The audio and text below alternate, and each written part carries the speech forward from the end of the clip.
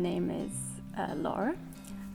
I work for the English translation section here at the UN Geneva, and I'm originally from Leeds in the north of England, but I also have a French nationality because before coming to Geneva I lived in Toulouse for quite a number of years.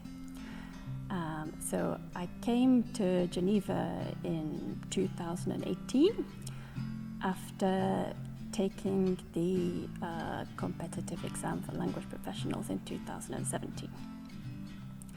So before I took that exam, I worked as a translator, and I was employed by a subcontractor of Airbus. I used to do a lot of technical translations, which I very much enjoyed. But I was always aware, like I think all translators are in the entire profession, that the best place to work for not only for pay but just for the quality of the work and the value given to the profession is at one of the international institutions. And I was vaguely aware that I was eligible to work for an international institution because I have 3 of the UN's official languages, which is English, French and Russian. But this was always just a very vague idea in the back of my head, and every now and then I would check to see, is there a competitive exam this year, and there never was. In the end, it just so happened that a friend told me about the one that was happening in 2017, and I took it and went through all the various stages, and that's how I ended up working for the UN in Geneva. As a translator at the UN in the English section, I translate documents from French and from Russian into English. Here in Geneva, the majority of our work is related to human rights work. We translate for the Office of the High Commissioner for Human Rights.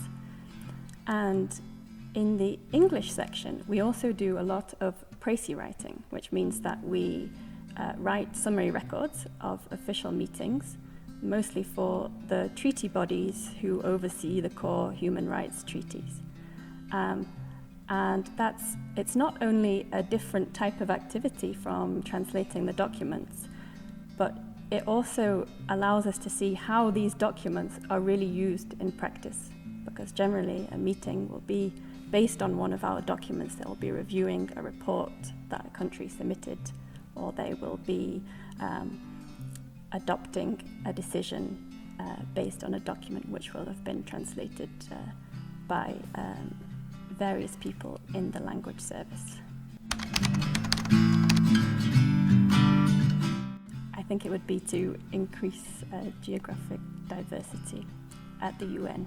Before I came here, I didn't know a lot about the UN, but I imagined because it's the United Nations, I would be working with people from all over the world.